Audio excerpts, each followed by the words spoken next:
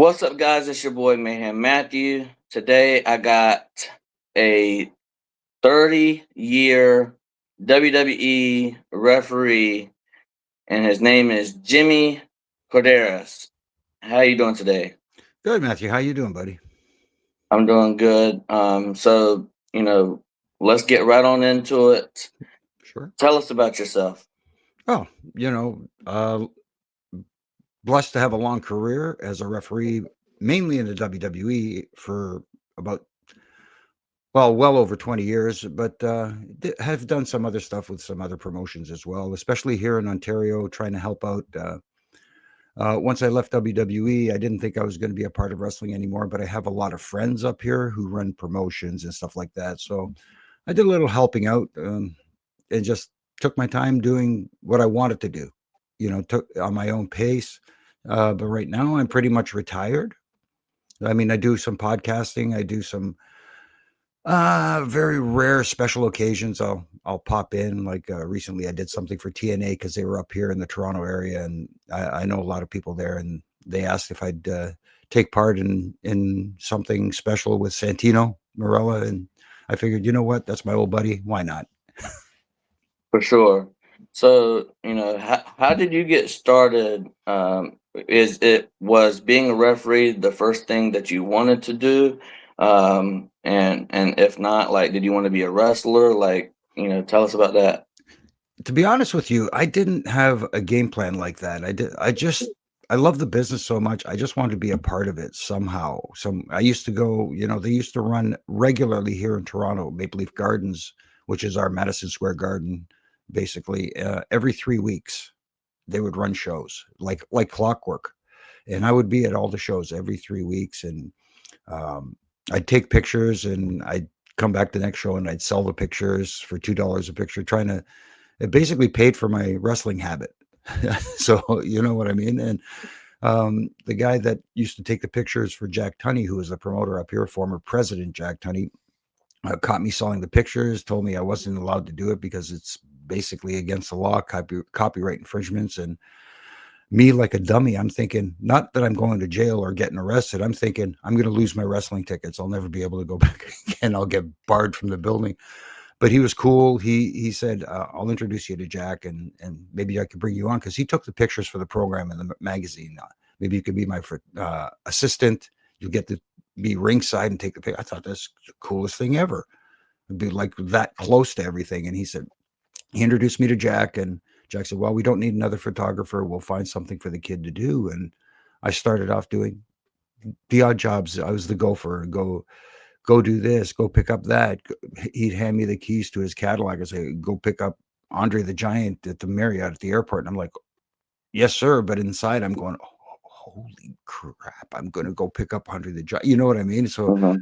I got my foot in the door that way. And after about a year or so of doing that, it was Pat Patterson. Pat,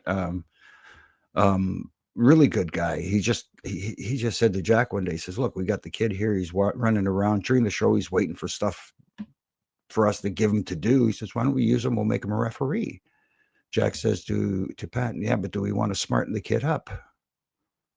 And Pat says to him, "Jack, I don't know if you've noticed, he's been in the locker room with the boys. He knows what's going on. Why don't we could use him, train him to be a referee." And that's how I got my foot in the door. But I didn't have a plan to be a referee or a wrestler. And the more I got closer to it, watching it up close, um, I didn't think being a wrestler was for me. It's not easy, man. For sure. So, I do want to, ask you this question because Mhm. I'm a huge wrestling fan, and it really makes me mad whenever people say it's fake because I know it's predetermined and it's not Mhm. fake. And my question to you is, what do you say to people whenever they say stuff like that? Yeah, I don't get mad. I used to get mad when I heard fake because, obviously when you say fake, it gives people the impression that what they do is not physical and does not take a toll on their body. It doesn't. So predetermined is the right terminology. Uh, you try to. when you try to explain it to them, they come back sometimes and they say, "Well, that's what I meant. I meant predetermined, but I used the word fake." It's the first word that comes to their mind, so that's why I don't get mad about it anymore. It's just the way they're programmed to say it. But at the same time, you when they say that, depending on who it is, I'll try to have a little conversation with them and just say, "Hey, here, you know what? What makes you think it's fake?" I'll ask them, "What is fake about it?" Oh, and they'll say, "Well, we know who's going to win." I said, "Okay, fine, but the physicality and the stuff in the ring, is that fake?" And then they start thinking about, well, it is hard on their bodies. I could see how it could be painful. Yes, it is very painful. So maybe the action is not fake, just the outcome as it being presented as a legitimate sport is. So maybe find another word instead of fake. Yeah, for sure. You talk about the physicality of the sport. Tell us about. We know the wrestlers. It's very physical with the wrestlers, but I'm sure it's very physical with the referees as well. Take us through that. Yeah, it can be because obviously referee bumps are part of wrestling. So as referees, there are a lot of the referees. Some of them have been trained as wrestlers.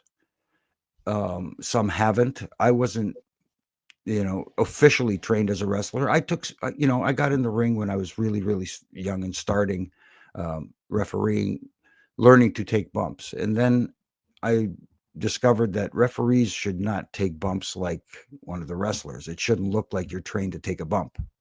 It should look different.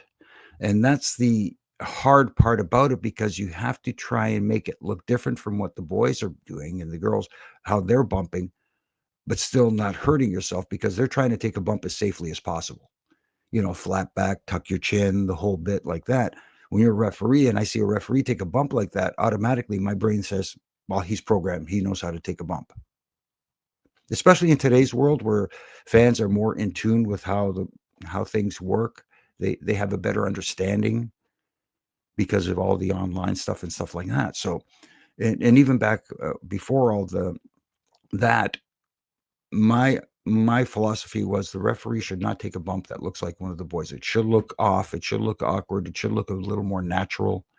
But at the same time, do your best to protect yourself. And I mean, like you see somebody like a Charles or a Brian Hebner get clotheslined and they'll do the 360. There's no way I can do that. I know I can't. So just crumble like a sack of potatoes was my my philosophy. I'm not that. As much as I played high school sports, I'm not that. This is a different kind of athletic. Yeah. So, what is the hardest ref bump that you've ever taken? The hardest one, believe it or not, the hardest one I've taken, I've I've taken slams from the one man gang and or one man gang, the 747 slam. I've taken stuff like that, but the hardest one I took was, believe it or not, it was a match with JBL and Rey Mysterio. And in the match, JBL went to the corner to untie the turnbuckle pad. I catch him and I shoo him away and I try to fasten it back on. So I've got my back to the action. I'm in the corner and JBL shoots Rey Mysterio into the corner. And he came, I didn't realize how fast he was coming. So as I was draped over the corner, he hits me in the back so hard that my chest hit the corner. And at the time, I didn't know this. When all the air leaves your body and doesn't want to come back? Um, That's what happened. And I just felt this pain, like right in my breastbone. And I went, oh, and I crumbled right there by the apron. And Stewie, Tom Stewart, the cameraman, the floor, he's looking at me. He goes, Jimmy, are you okay? And I'm like trying I can't breathe. And then he's now on headset going, okay, guys, I think we have a problem with Jimmy. And I'm saying, no, don't. I'm going to try and gut through it because, that's how you're wired now. You're trying to mhm. fight through it. Long story short, after finally finishing the match and just, uh, not to sound like a hero or anything, I gutted it out. I'm like, gee, what the heck? I flew home the next day. It was a SmackDown taping. I flew home the next day and it was still sore. And I said, maybe I should go get checked out. I don't know. So I went and apparently I'd fractured my breastbone. Oh goodness. And Yeah. and I So, didn't realize. And then, of course, I didn't tell anybody because I didn't want to miss time. So, I was home for 2 days. After that, I was back on a plane and heading back out. Yeah, for sure. So that tells you right there that it's definitely not fake, and there are real injuries that can come Well, from this. You know, I can show you my hands here. Look at little finger. This stupid little things, but that finger will never be straight again. I had this thumb almost got torn off, like to the point where I needed like surgery real bad on that one. And that was the dumbest little things. You know what I'm talking about? Where they say mhm, that I went to slide out of the ring after being chased by, I forget who it was. I think it was Kamala way back then, chasing me around the ring, and I slid out and my thumb caught the ring apron and oh ended up good. almost parallel with my wrist. Oh wow. And I knew right away. I said, and I'm going like, yeah, I mean, like it's painful, but I'm thinking to myself, how stupid is this? The stupidest little things. And, Mhm. and anyway, it's a part of it comes with the territory, unfortunately. Have you ever had to count and like thumbtacks and stuff like that? Have you ever had a thumbtack get in your hand? Yes. Thank you, Mick Foley. That's the craziest thing. I mean, and their philosophy is, and I'm thinking too, that they're kind of right. These guys are sacrificing their bodies and they're taking bumps on these thumbtacks. And, you know, the only thing is, I've seen it before where referees will count in thumbtacks and they don't sell it. Why would you not sell it? I mean, like, sell the damn thing. It- but yeah, I've had thumbtacks in my hand. I've had what was it? Oh, stupid. I've counted on concrete and the same thing. I'm going to count so it's you know I've counted. Do you remember the elimination chamber? The chamber structure itself. The Hmm. out the grade outside the ring between the pods used to be metal before they put those pads on there. I've counted on those, and like it just it hurts, but that's a small sacrifice compared to what the boys are doing. For sure.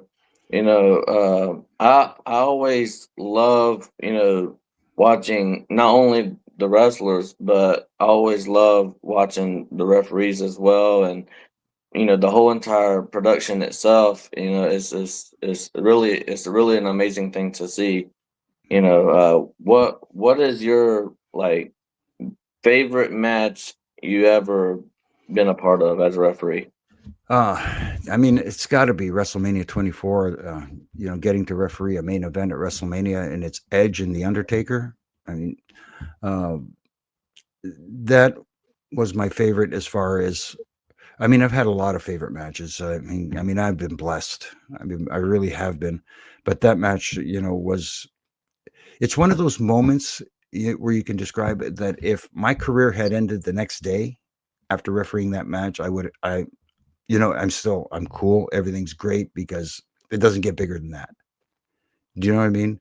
So Mhm. so that has to be at the top of the list. But I've had some fun matches with guys like Eddie Guerrero, um, other matches with Edge. I got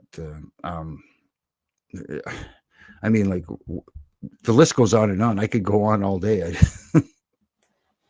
Now, as a referee, we see in like WWE Unreal, we see that they talk about the referees and how they have a lot of jobs, not just to be a referee, but they're communicating with the earpiece. They're you know they're actually telling the wrestlers, hey, you got a few more minutes, wrap it up, stuff like that. Mhm. You know, take us through that and tell us just how hard is it to keep up with everything and be a referee at the same time? See, that's the thing. You have to keep up with everything and still look like you're refereeing in the process when you're communicating between everyone instead of just walking up there. I mean, like, I'm sure you've seen it where it looks very obvious where a referee will walk up to somebody and pass on a message.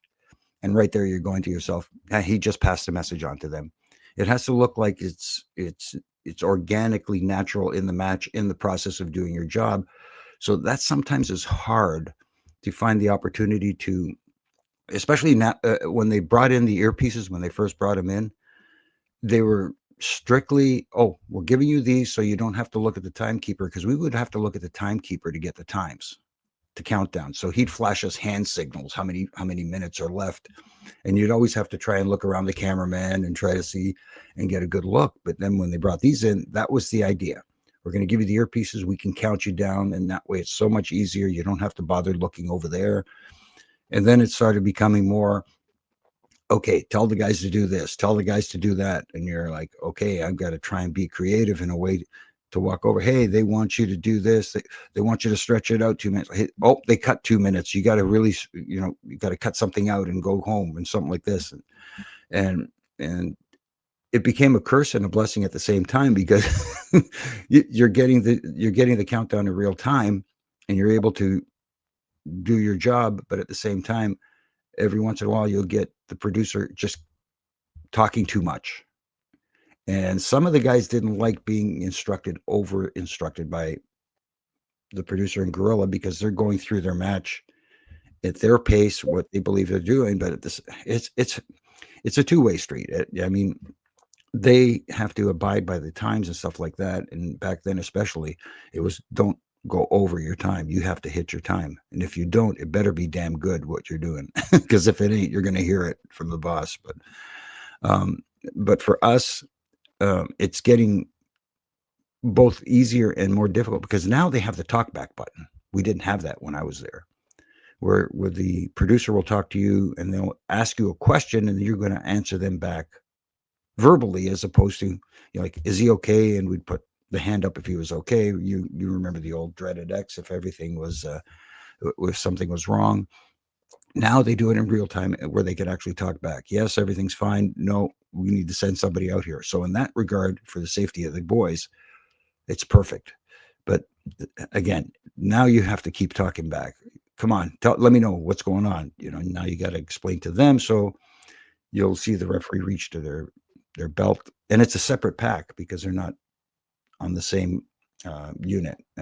Anyways, so it's a lot more difficult than people realize to try and communicate those signals without making it look obvious. Yeah, so you were talking about the dreaded X, and how things have changed now. Um, you know, can you tell us, like, whenever you first got into the business, how refereeing was, and you know, like, can you take us through the evolution of refereeing itself? Yeah, when I first started, obviously learning, I was blessed again to have some great mentors. I had Dave Hebner was there at the time, Timmy White. There was a fellow up here in Canada. His name was Wayne Cashman, another fellow, John Bonello. They were really good, and just, I kept asking him to watch my stuff. So I wasn't getting the nuances of being a referee and how to act. I just, for lack of a better term, went through the motions and just did it because I thought that's what you're supposed to do. And as I progressed, after many years of doing it, you're slowly learning that, okay, there's much more to it than just running around the ring looking like you're being authoritative, counting and that sort of thing. You're an integral part of the match, but at the same time, you're someone who shouldn't be noticed until you need to be noticed. You're invisible until you need to be visible. And it was hard for me to get that concept for a long time. And I was like, no, but this is cool. I'm on TV and all this stuff. And then it was like, yeah, you're on TV, but you're not supposed to be like, hey, here I am, like that. Yeah. So I once that sunk in, and I said, okay, then I understood my job was to help the talent tell their story, as opposed to just being a referee in a match. Mhm. And once I learned that, that's when guys start gaining more confidence in you and having you as their referee, and they feel more comfortable um, doing certain things. and don't worry. Like I would referee a match with Eddie Guerrero, and I'd sit and listen to them go over the match, and or even if I am busy doing other duties, because we had more duties than just refereeing. I'd get together and I go, so Eddie, what's going on? He says, yeah, frog splash. You tell me the finish. Yeah, frog splash. I said, yeah. Anything else? He said, no, you'll see it. You'll know. Don't worry about it. And I'd be okay. And then you get comfortable with guys, so you get to know the patterns, certain patterns in certain things that they do, and you recognize and are able to adapt, if that makes sense. Oh yeah, for sure. You know, when did you call it a career? It was in 2009. It was at a time where, actually, believe it or not, I was starting to transition into being an agent. So I was slowly working in that direction, and unfortunately, uh, my father got very sick, and I took some time off because my mom was alone. So, um, you know, so after a little while away, I got a call from the office, and they were like, "So, is there a time frame when you're thinking of coming back?" And I said, "I don't know how the situation's going." They said, "Well, when you find out, can you please give us a call back?" And um, I didn't call them back. After a week later, they called back and they just said, here's the deal. Um, I hate to do this, but unfortunately, we're doing some budget cuts. Um, what we're going to do is we're going to put you on hiatus for 90 days. And after 90 days, let us know what's going on. Um, you know, if you want to come back, the door is open. If not, you know, thank you, basically, is what it was. And the day after I had that conversation um, with talent relations, my father passed, and it hit me like a ton of bricks. Like my dad was my hero. You know what I mean? And it just not that it not that I didn't like wrestling. It just that, that it just it's very difficult to explain. It's because once this business gets in your veins, it never leaves you. But for that moment afterwards, it was like, okay, I don't need this anymore. I need to focus on family, because for like 25 years or so, all I did was focus on being wrestling. I was gone so much. I missed so much with my family. I missed so many weddings, birthdays, anniversaries, all that sort of stuff, eh, to live my dream. And people say, well, that's the sacrifice you make, but your family sacrifices as well, because they're the ones that are, holding the fort back home while you're out living your dream. So after my father passed, I figured, you know what? I had a hell of a run. I had a hell of a run. I I'm gonna take some time away from this. Who knows? Maybe I'll revisit it in the future. So when I talked to them and I had that conversation, they said, well, we wish you all the best. And if the door's always open for you, which was really nice. But that's when I thought that's really cool that they would say that. But at the same time, I don't know if I want to step back through that door and do what I did for being on the road so much. It was time to give back to the family now. For sure. I want to ask you this question. The you know, has there ever been a time in your career where you know things happen and you're like, man, I want to leave the business. Like I want to quit. Has there ever been times in your career that you you thought to yourself, man, I want to go ahead and quit? Uh, to be honest with you, no, not to that extent. Not where I said, I had enough. I want out.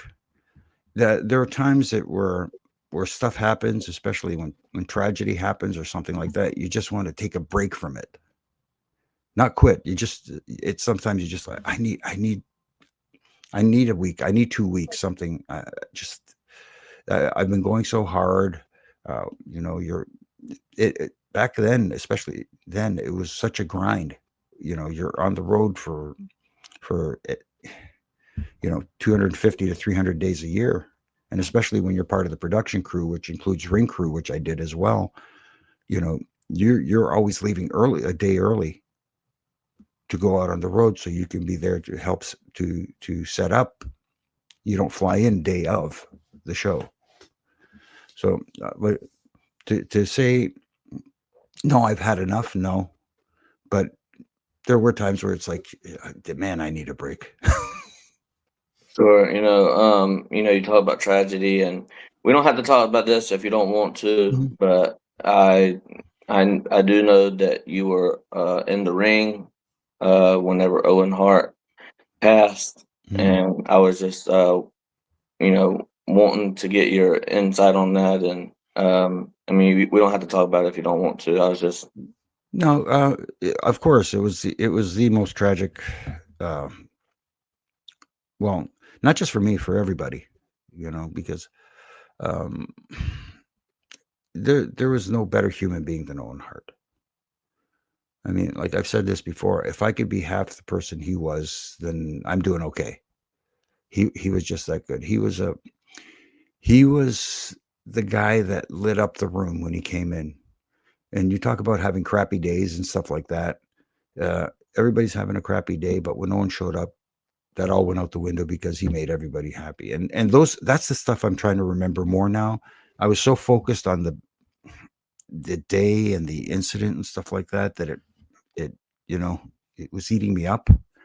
Now I'm just trying to focus on the positives of Owen, and try to tell people what a great human being he is. And I'm not just saying that as hyperbole because he's no longer with us.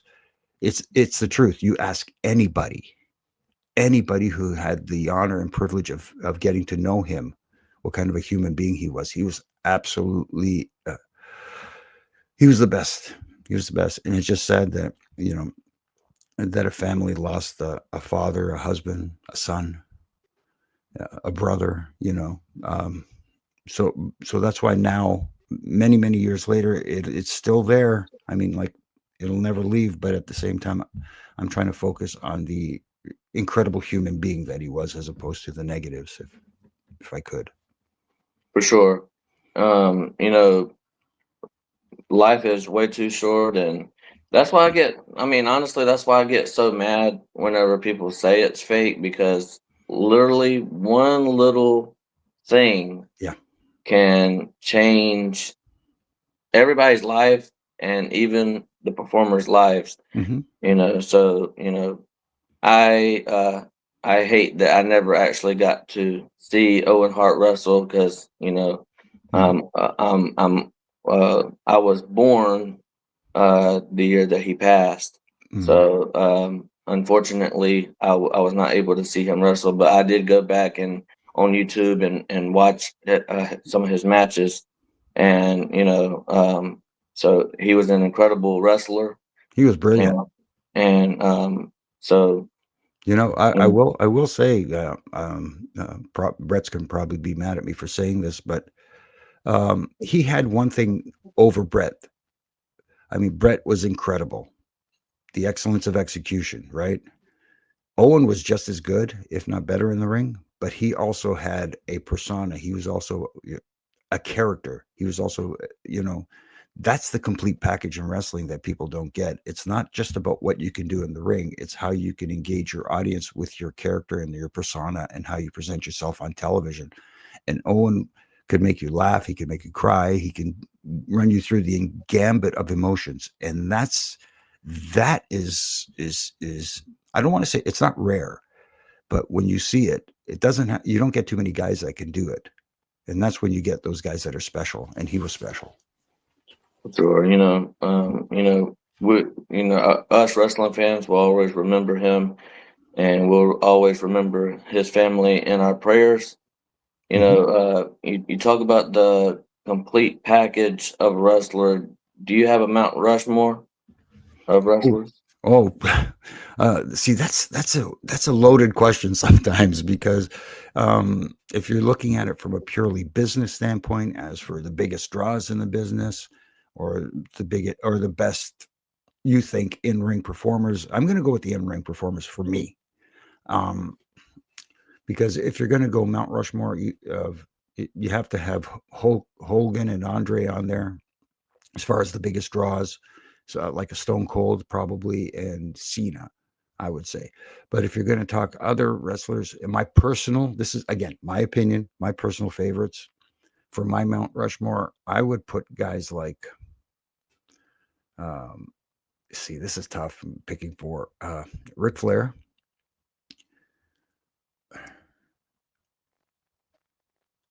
uh, probably Shawn Michaels. I put even though he's not done yet, I'll put Randy Orton up there because right now, and he has been for a long time, he's the best complete wrestler on the planet. The guy who ticks all the boxes. And a tough one for number 4. It's I'm going to do a 4A and 4B because Okay. I'm going to cheat here, and it's Eddie Guerrero and Kurt Hennig, Mr. Perfect.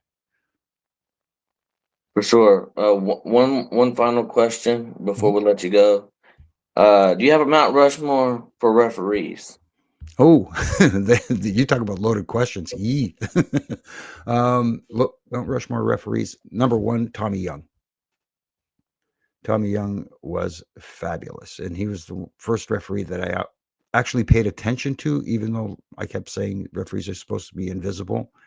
But Tommy Young was incredible.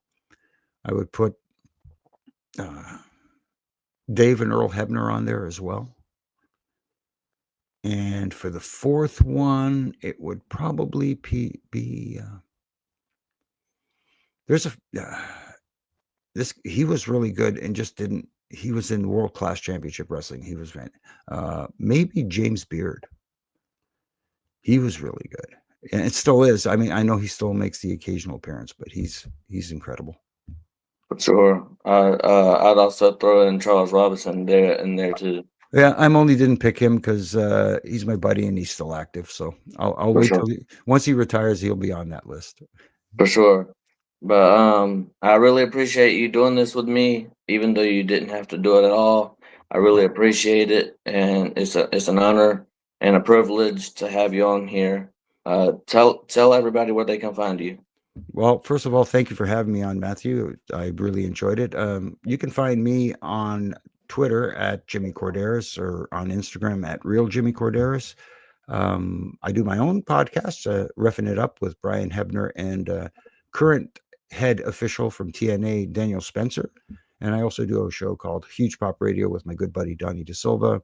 We have a blast doing those. And you can find me doing my Ref and Rants every Monday through Friday on my social media platforms. Just little critiques here and there, trying to help For tighten sure. screws, as like Uncle Bully likes to say.